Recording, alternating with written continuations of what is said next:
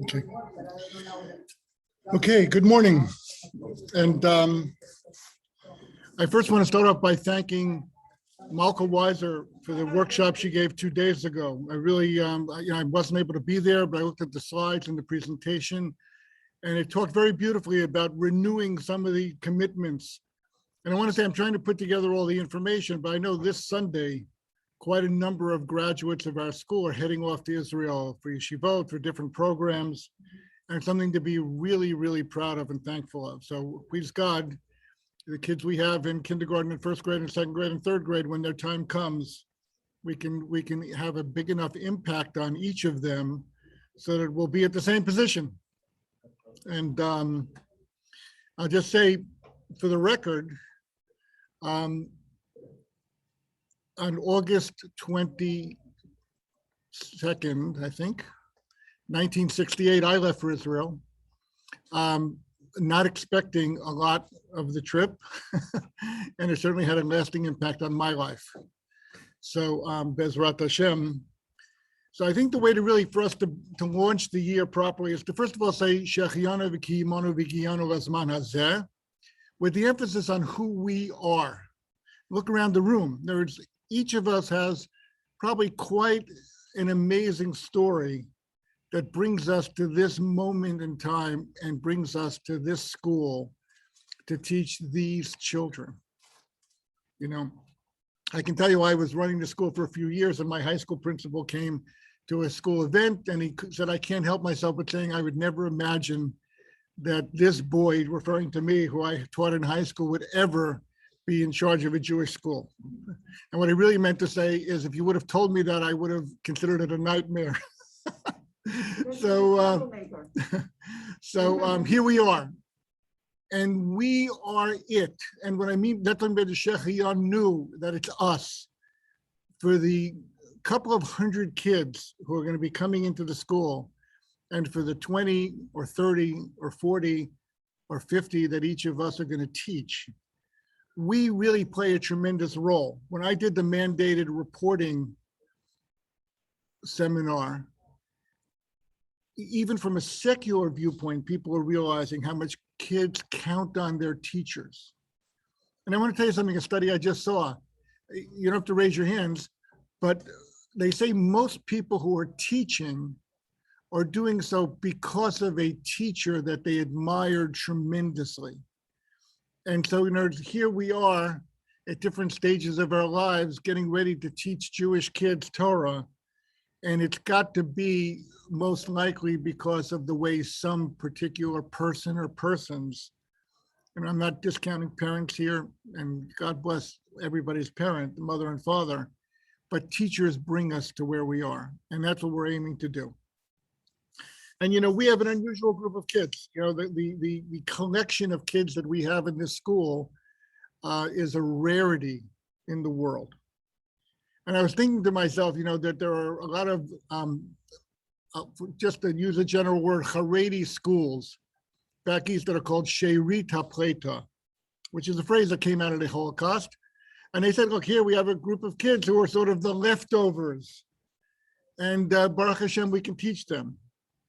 And I would just say, and I'm not saying this sarcastically, we have the bracha of teaching kids who don't qualify in their eyes as She'erit HaPleita even. We have like the She'erit of the She'erit HaPleita. And yet when a recent survey of our school was conducted and the results are just being formulated, the number one reason why people choose Hebrew Day School, and I was surprised by this, over 80%, more like 85%, is because of the Judaic Studies program. So when you walk into your room on Monday and you see in front of these kids, really Shechianu v'kiyimanu, we're it for these kids for this year. And Bezrat Hashem, cumulatively, year after year after year, we will see our teaching impacting the trajectory of their lives the same way I could sit here now and talk to you about teachers who impacted the trajectory of my life. And that's the bracha that we have to pursue. I'm going to start off with a moment of business. I asked Rabbi Hollander this summer to go to a specific training program on Kriya in Hebrew. Again, the data is on many, many different levels that the biggest impediment kids who have gone to Jewish day school find in staying connected to Judaism and participating in Jewish life is a difficulty in reading Hebrew. And in a certain sense, if you think about it, if a kid graduates our school and they have difficulty reading and they want to go to shul, but I don't really read very well. Suppose they ask me to read the service. Suppose they call on me to read a pasuk. Suppose people will say, "Oh, you went to day school, you must know this," and I'll feel embarrassed. But we want to have the opposite, obviously, and we generally do have the opposite. That kids who graduate our school, wherever they find themselves, they are the rabbi or rabbanit wherever they are. Because they do have a knowledge base and because they do have a love and they do have a commitment. And Bezrat Hashem, to a greater extent than before, thanks to Rabbi Hollander taking the time this summer to take a course that was recommended to us specifically on Kriya. Now, Kriya is an issue not just in kindergarten and not just in first grade and not just in second grade. And the proof of this is, and this is not a knock on any of us, but if I took a recording of our third graders doing Birchat HaMazon, and then I waited 5 years and I had the eighth graders do Birchat HaMazon, it is very likely that the third graders would do the Birchat HaMazon, would recite it more accurately and better than the eighth graders. So it's a challenge. It's a challenge on every level. That's what I want to say. So I want us all to agree to empower Rabbi Hollander to utilize this new learning that he did this summer for the benefit of our students. Now, how is that going to play out? I don't really know. I don't have a game plan for that yet. Rabbi Hollander has some ideas, but when you see Rabbi Hollander planning a time to come into your classroom, to listen to your kids, to test your kids, and again, the test is not a test of you, it's to assess how well kids are reading. It's an interesting thing, but I go to shul every morning, and I would say 9 out of 10 mornings, there are simple reading mistakes made in the Chazarat Hashatz when they repeat the Amidah.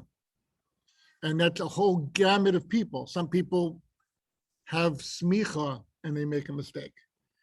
And so it's, why is that? Because the insights and the expertise that Rabbi Hollander has learned about this summer just hasn't been there. And I really heard about this last year when I heard about a school in Queens that if you, and in New York, everybody's in a rush to have their kid graduate by the time they're 10 years old, they should finish high school. But the school had a policy that unless their kindergarten, their pre-1A students got 100% on a Kriya test, they wouldn't go on to first grade. Like a draconian idea. And after all, we know that all kids don't mature in their ability to read and their ability to process letters. It's just not true. So it seems out of sync. But the reason they're doing that is because of what I've been talking about. So this is not going to happen overnight. And we're not, but we are going to, with Rabbi Hollander's leadership, each of us are going to learn to be a little bit more precise and raise our expectations a little bit in pure letter recognition and reading. With our goal that this year's 8th grade will read better than they would otherwise. And certainly this year's 3rd grade and 1st grade and everybody else. And again, it's not because we haven't been doing a good job. It's because there's certain methodologies and letter recognition methodologies, which I'm not that familiar with, what Rabbi Hollander has been. People have dug into it. What are the particular letters that people mix up and don't say right? And it actually is de-emphasizing certain nuances of reading to emphasize the fundamentals of reading so that kids feel capable in that regard. Okay, so I want to first of all and foremost thank Rabbi Hollander for taking his own time. We're taking him away from his great-grandchild back there to go for a few days and take this course and to learn it and to get the materials back for us. And we should all welcome him into the classroom with the idea that we'll be doing our kids a really big favor. And I don't know how we're going to work with fifth graders and how we're going to work with fourth graders and third graders.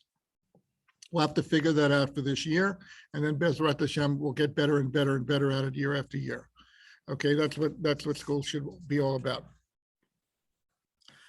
I wanted to just use a couple of minutes now. In preparing for school, I remember years ago, many years ago, we used to have different rabbis come in and speak to the teachers, Hit Orarut, and whenever I need Hit Orarut nowadays, I just go into Rabbi Sensino's classroom. I get 325 Gemaras quoted to me a minute, which really give me a lot to think about. But I wanted to just take a minute to do that because this summer in preparing for school, I listened to a lecture online by Rabbi Aaron Lopiansky, who's a very special person. He's the head of the yeshiva in Silver Spring, Maryland. It's actually the school I graduated from in Silver Spring, Maryland. I've met him a couple of times. I don't know him, but he delivered a particular class. And I just want to share those ideas in just a couple of minutes. And then we'll all go on our way, hopefully ready to take on the world and ready to prove that the kids we have in our school are incredible. And actually, I will tell you, and I can give you the link to watch this lecture, but when they were introducing him, they introduced him as a person who is teaching out-of-towners. And he took great offense that he was introduced that way. And he made a point, because he's not an out-of-towner. He grew up in the Lower East Side. His father learned in Europe. He went to Eretz Israel. He's married to Rav Chaim Shmulevitz's daughter, granddaughter, I'm not sure which. He has all the yichus of the world you could ever imagine. But he took resentment. He said, the boys that I teach, they have a refinement that always has them standing out wherever they go. And that's always been, I was always labeled an out-of-towner when I came to yeshiva. I was always one of the out-of-town boys. Nebuch, somebody should take me in for Shabbos and give me a warm meal to eat, which I really appreciated. But I want to tell you also, a few months ago, I saw a brief video of Nata Greenblatt standing at the grave of a man named Rabbi David Leibowitz in Brooklyn. And he's the Rebbe of the Rebbe who taught Rabbi Michaels, Rabbi Hollander, and myself, amongst others in the community, Rabbi Marks, other people, Rabbi Letterman, Rabbi Pikus. We were all students ultimately of him. And Rav Nata Greenblatt, who's quite an elderly person, he was saying that in the 1930s, where the whole center of Jewish life was in Europe, and anybody who came to America was considered as though you're abandoning Judaism.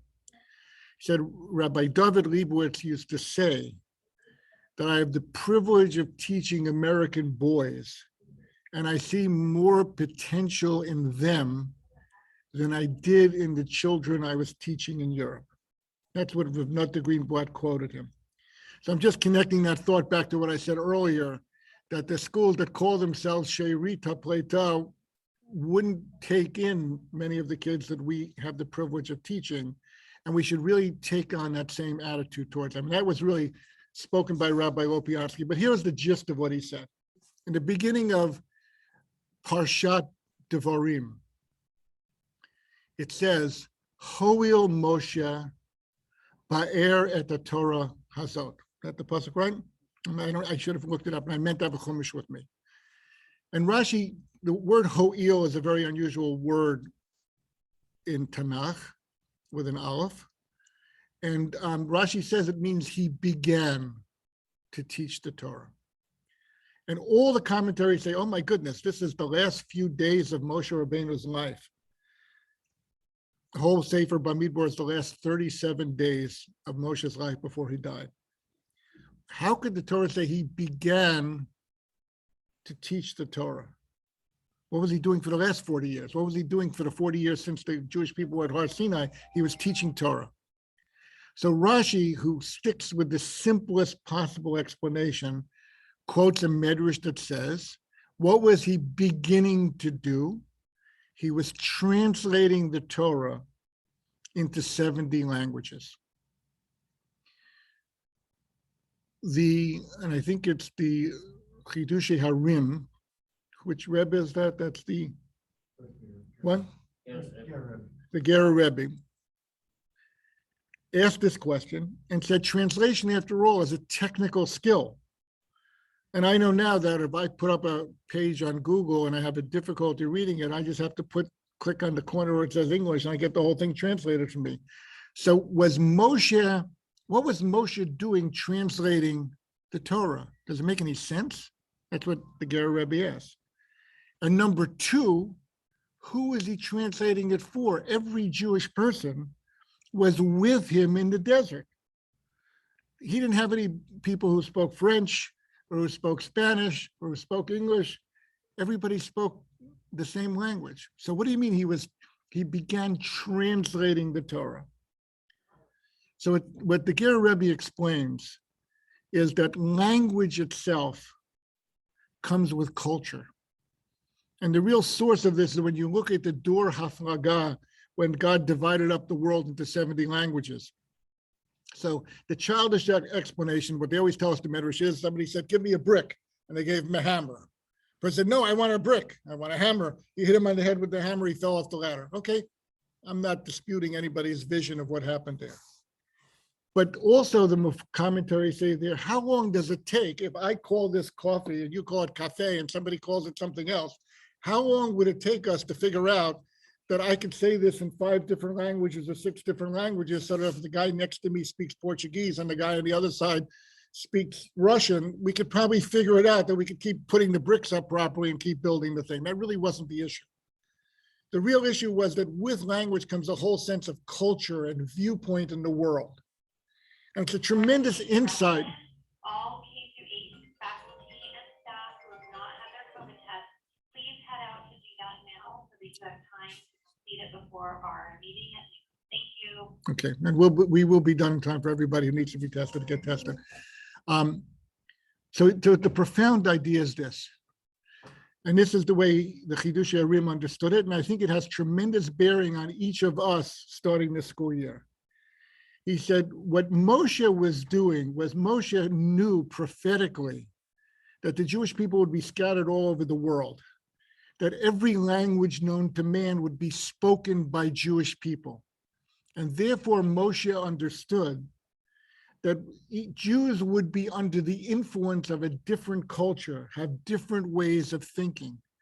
And what Moshe Rabbeinu was doing, what he began to do in the last days of his life, preparing the way for us, was figuring out what's the best way to communicate this Torah to the people who will speak that language and come from that culture.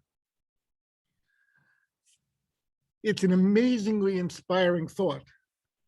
And it's Moshe Rabbeinu saw the hourglass was turned over. There wasn't a lot of sand left in the top portion of his hourglass. He knew his days on the world were numbered. We have a right to tell ourselves that Moshe Rabbeinu saw us sitting here today, getting ready to teach the kids who are going to come into our classrooms. And Moshe was using his ability and his thought and his understanding of Torah to say, what'll be the best way for Liat Alon to communicate the importance of Lulav and Etrog to those kids who will be coming to her classroom in 2021 in San Diego? And what will be the insight that Rabbi Hollander needs when an 8th grader asks him a question about Emunah, and that kid comes from a background just like the kids we have? What would be the best way for Rabbi Hollander to take all the richness of the Torah and convey it to that child, given his background or her background, her way of thinking, her way of looking at the world? It's amazing to say this, but according to the Chidushei Harim, that's what Rashi understood. This is what Moshe Rabbeinu was busy with throughout the last precious moments of his life. Moshe was helping us so that we should teach the children we have this year in the best way we possibly could. So with that in mind, Bezrat Hashem, we should really collect that special energy and commitment and that vision that Moshe Rabbeinu had at the end of his life.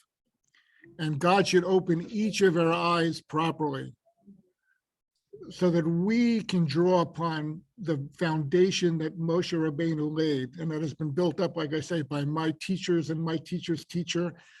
My teacher didn't deal with a kid like we have in 2021. But I'll tell you something I remember. I was a teenager in Shear, and it was in New York. And the New York Knicks won their first championship in 1970. And our Rosh Yeshiva came into Shear one day with the New York Times folded to the box score from the basketball game.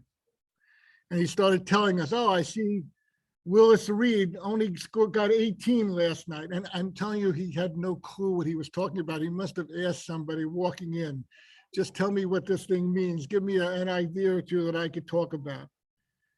And that's the way he began Shear that day. And that was to us who were already in Yeshiva Gedolah, who already were, believe me, we weren't, but we were considered to be advanced students well along the way in terms of our Torah knowledge. So Bezrat Hashem, God should open our eyes. We should have all the tools, all the insights. It's within us because we're the people who have accepted the job to do this. That's the guarantee we all have. If you accept the responsibility, when you bring a child into the world, HaKadosh Baruch Hu gives you the ability to be the parent of that child. In our own way, that's what we're accepting upon ourselves. And Bezrat Hashem, we should have a year of Hatzlacha and Bracha.